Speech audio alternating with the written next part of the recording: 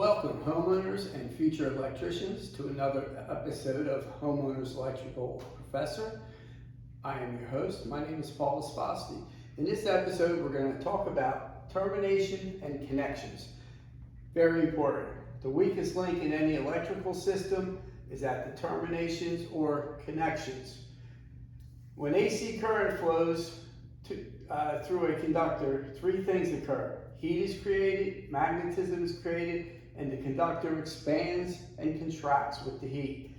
The absorption and dissipation of heat occurs at the surface area. If you increase the surface area, you increase the absorption and dissipation of heat. Introduce a term here, torque. Webster Dictionary defines that as a turning or twisting fork. The National Electrical Code, Article 110.14d, requires all terminal connections be tightened to manufacturer's torque specifications. Just remember, the weakest link in any electrical system is at the connections.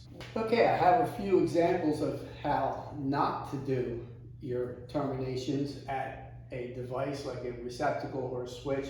As you can see here, there's just a little bit of contact between the copper wire and the screw. You see here another example. It's on just a little bit of a contact there. Here, the screw turns clockwise to tighten and they wrap the wire counterclockwise. Now, we're getting a little bit better here. The loop comes around and there's pretty good contact with the screw here. Now, if at the end, if you take a pair of needle nose and squeeze these two together before you tighten it down, now you get maximum contact between your copper wire and the termination screw. And it doesn't matter if it's the white grounded conductor, if it's the black ungrounded conductor, or if it's your green grounding screw. All those apply. Every connection is a weak link.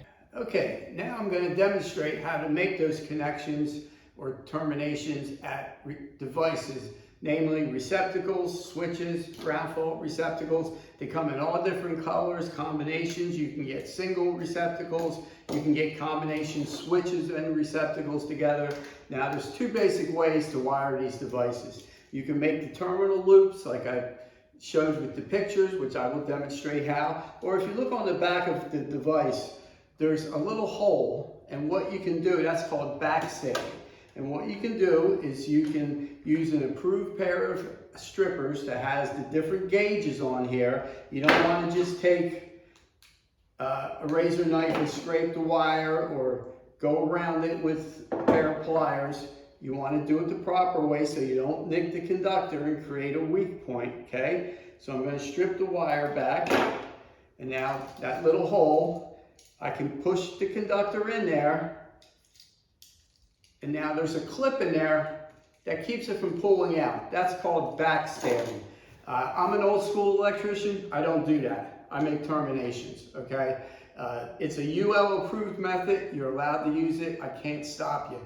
Now I read a trade magazine, Electrical Construction and Maintenance, and in the August 25 issue, there was actually an article from a gentleman who is a contractor, teaches apprentices, and he even stated that he felt that backstabbing was a weak way to do your electrical connections.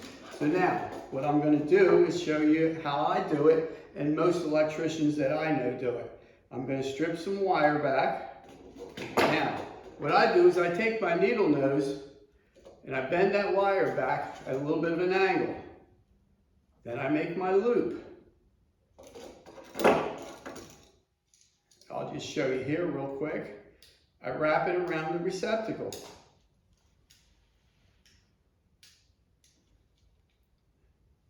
Now, before I tighten that down, I'm going to squeeze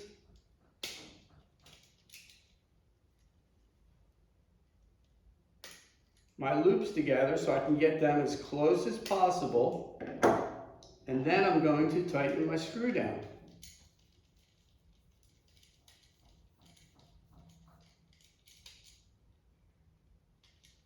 Okay, that's how I recommend to do it. Okay, with device terminations, I've showed you backstabbing. I've showed you how to make a wire loop. Nice connection there. There's also a third option you might come across where, especially on ground faults, where there's a hole in the back here, but you're not backstabbing because there's a plate in there that when you tighten the screw, that whole entire plate makes contact. We use our approved stripper,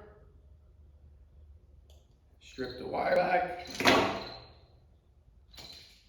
We insert it into the back here, give it a good push, hold it in while you tighten the screw down. And like I said, that plate will close around the entire wire length, and now you have a good solid connection. Now, the National Electrical Code requires, as you say, I stated in the original beginning of this, that you have to use a torque wrench. Now, a lot of electricians will tell you they've been doing this for so long that they don't need a torque wrench. They know just how tight to make it. So a torque wrench is a device here that measures in inch foot-pounds. Okay, Leviton devices, they recommend you use 12 to 14 inch pounds. So I set my torque wrench to about 12. I'm going to wrap my screw around it, squeeze them together, tighten down with my torque wrench, and the torque wrench will click when it gets to the desired torque. There you go. That is now set to 12 to 14 inch pounds. You can see that's a nice connection right there. Most electricians, I don't know if they do it or not as an inspector, but that's the way the electrical code requires you to do it. And this is good for your grounding terminations and also any of your hot or ungrounded terminations or your neutral or grounded terminations.